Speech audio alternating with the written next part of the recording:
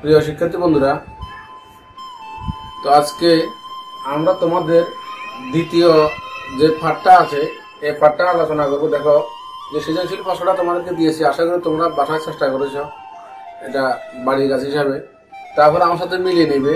দেখো, সৃজনশীল প্রশ্নের প্রথম এবং প্রধান বৈশিষ্ট্য হচ্ছে উক্ত সৃজনশীল প্রশ্নটা তোমার পাঠ্য বই থেকে অথবা কোনো গাইড থেকে অথবা কোনো নোট থেকে অথবা কোনো হ্যান্ড নোট থেকে অথবা কোনো সাজেশন থেকে হুবহু হবে না।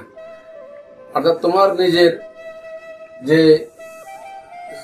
সৃজনশীলতা আছে সেটাকে বিকশিত করতে হলে তাহলে তোমাকে নতুন করে উদ্দীপকটা হুবহু হবে না, শুধুমাত্র চেঞ্জ করে তোমাকে দিতে হবে। তুমি দেখো, তোমার মেইন বইতে অথবা তোমার কোনো গাইডে বা নোটে কোনো সাজেশনে এই ধরনের অঙ্ক পাও কিনা দেখো, পাবে না, কারণ এটা নিজ থেকে দেওয়া হয়েছে বইয়ের আলোকে।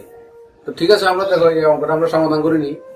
চলো, এখানে দুটি অনুপাত, একটা হচ্ছে 2:3 আর একটি হচ্ছে 3:4। এই দুটাকে আমরা কিভাবে মিশ্র অনুপাত করতে হয় সেটা আমরা এখন তোমাদেরকে দেখাবো। দেখো, দুটো অনুপাতের এই 2 হচ্ছে পূর্ব অনুপাত, পূর্ব রাশি, আর 3 হচ্ছে উত্তর রাশি। এখানে 3 হচ্ছে পূর্ব রাশি, 4 হচ্ছে উত্তর রাশি।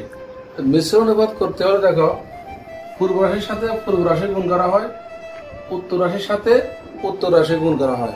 তো পূর্ব রাশির সাথে পূর্ব রাশি গুণ করা হয় এবং উত্তর রাশির সাথে উত্তর রাশি গুণ করা হয়। তো এখন দেখো, আমরা এখানে পূর্ব রাশি কত 2 এবং 3 গুণ করেছি। আবার দেখো, উত্তর রাশি কত 3 এবং 4 এখানে গুণ করেছি। তো দেখো, 3 2 6, 3 4 12।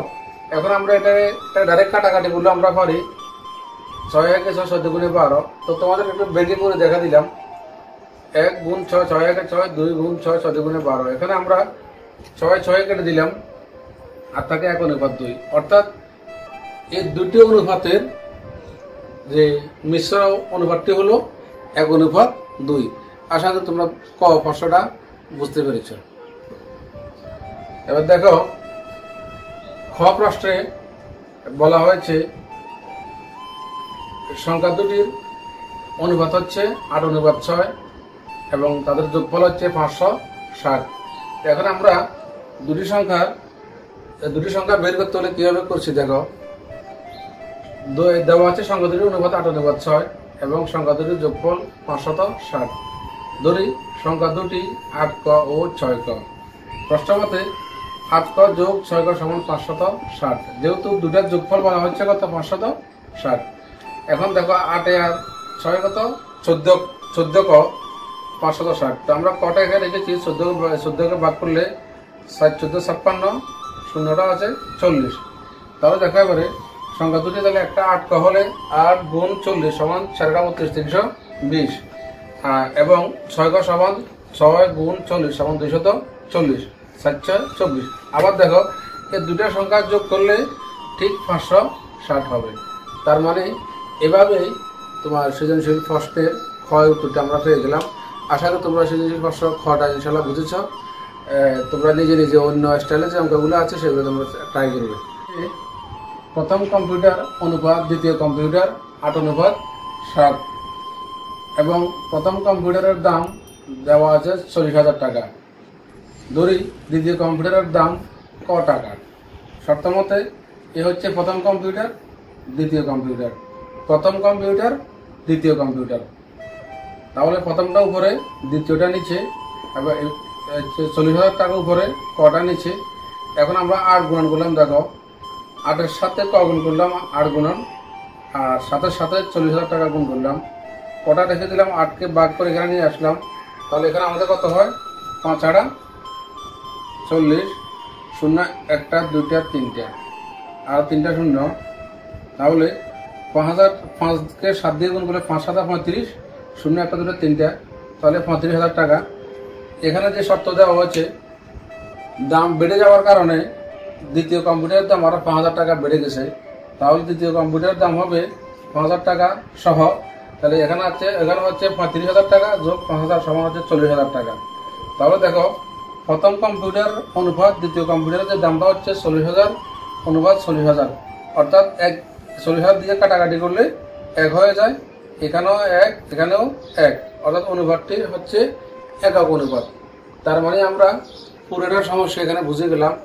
এরপরে তোমাদেরকে এই প্রশ্নের আলোকে এই অধ্যায়ের আরো একটি তোমাদেরকে আমি সমস্যা দিচ্ছি সৃজনশীল।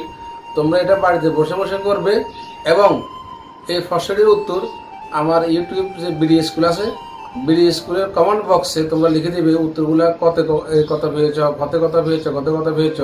তাহলে আমি তোমাদের এটা কারেকশন দিব। ধন্যবাদ। আমরা চলো আরেকটি শেষ প্রশ্ন তোমাদেরকে বাড়িতে হিসেবে আমি দিয়ে দিই।